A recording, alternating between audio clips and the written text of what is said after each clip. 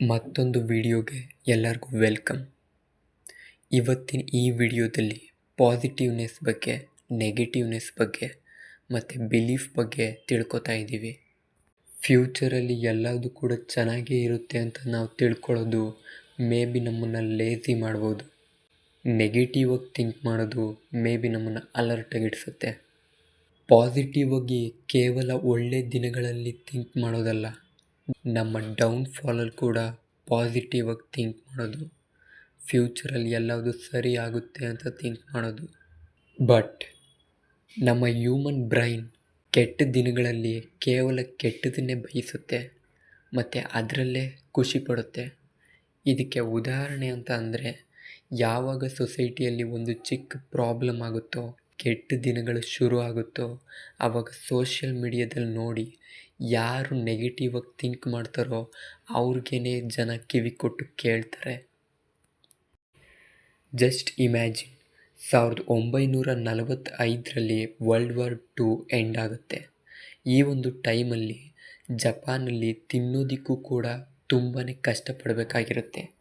ಆ ಟೈಮಲ್ಲಿ ಯಾರಾದರೂ ಒಬ್ಬ ವ್ಯಕ್ತಿ 1968ರಲ್ಲಿ ಅತಿ ದೊಡ್ಡ ಎಕಾನಮಿ ಆಗಿರುತ್ತೆ ಮತ್ತು ಅಮೇರಿಕದ ಟ್ರೆಜರಿ ಬಾಂಡ್ಸಲ್ಲಿ ನಮ್ಮ ಜನರೇ ಅತಿ ಹೆಚ್ಚು ಶೇರ್ಸ್ನ ಹೊಂದಿರ್ತಾರೆ.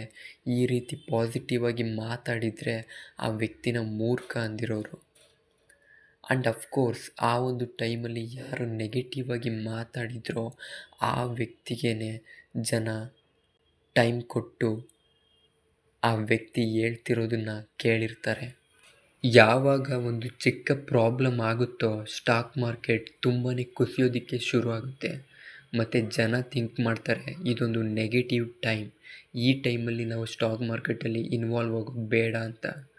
ಬಟ್ ಕೇವಲ 1% ಜನರು ತಮ್ಮ ದುಡ್ಡನ್ನು ಆವಾಗಲೇ ಇನ್ವೆಸ್ಟ್ ಮಾಡ್ತಾರೆ, ಯಾವಾಗ ಉಳಿದ 99% ಜನ ಈ ಒಂದು ಟೈಮ್ನ ತುಂಬ ಕೆಟ್ಟ ಟೈಮ್ ಅಂತ ಪರಿಗಣಿಸ್ತಾರೋ. ಪ್ರಪಂಚದ ಗ್ರೇಟ್ ಇನ್ವೆಸ್ಟರ್ ಆಗಿರೋವಂಥ ವಾರನ್ ಬಫೆಟ್ ಅವರು ಹೇಳ್ತಾರಲ್ಲ, ಯಾವಾಗ ಜನ ಅತಿ ಆಸೆ ಪಡ್ತಾರೋ ಆವಾಗ ನಾವು ಭಯ ಪಡಬೇಕು, ಯಾವಾಗ ಜನ ಭಯ ಪಡ್ತಾರೋ ಆವಾಗ ನಾವು ಆಸೆ ಪಡಬೇಕು ಅಂತ. ಸೊ ಯಾವಾಗ ಜನ ನೆಗೆಟಿವ್ ಟೈಮ್ ಅಂತ ಕನ್ಸಿಡರ್ ಮಾಡ್ತಾರೋ ಆವಾಗ ಪಾಸಿಟಿವ್ನೆಸ್ ಆಗಿ ನಾವು ಥಿಂಕ್ ಮಾಡೋದು ನಮ್ಮನ್ನು ನಿಜವಾಗ್ಲೂ ಗ್ರೋ ಮಾಡುತ್ತೆ. ಆ್ಯಂಡ್ ಈ ರೀತಿ ಥಿಂಕ್ ಮಾಡೋದು ಒಂದು ಸ್ಪೆಷಲ್ ಕ್ವಾಲಿಟಿ ಆಗಿದೆ. ಈಗ ಬಿಲೀಫ್ ಬಗ್ಗೆ ಮಾತಾಡೋಣ.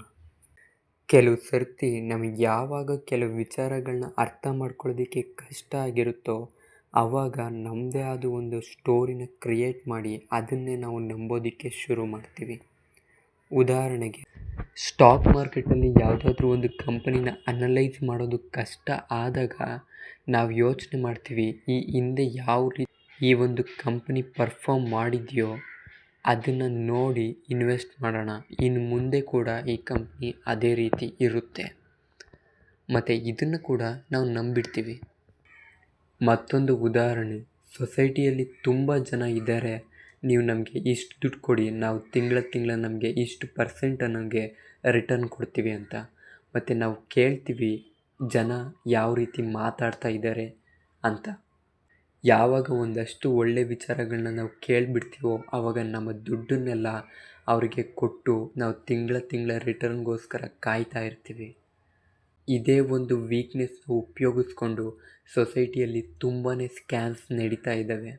ಈ ಸ್ಕ್ಯಾಮ್ ಬರೀ ಚಿಕ್ಕ ಪುಟ್ಟ ಜನಗಳಲ್ಲ, ಬದಲಾಗಿ ತುಂಬ ದೊಡ್ಡ ವ್ಯಕ್ತಿಗಳು ಕೂಡ ಮಾಡಿದ್ದಾರೆ. ಜನರ ನಂಬಿಕೆನ ಬಂಡವಾಳವಾಗಿ ಉಪಯೋಗಿಸ್ಕೊಂಡು ಅದರಿಂದನೇ ಮೋಸ ಮಾಡ್ತಾರೆ. ಇನ್ನೊಂದು ಬಿಲೀಫ್, ನಾವು ಯಾವಾಗ ಕಷ್ಟದ ಪರಿಸ್ಥಿತಿಯಲ್ಲಿ ಇರ್ತೀವೋ ಆವಾಗ ತುಂಬಾ ಸುಲಭದ ಸೊಲ್ಯೂಷನ್ನ ನಾವು ನಂಬಿಡ್ತೀವಿ.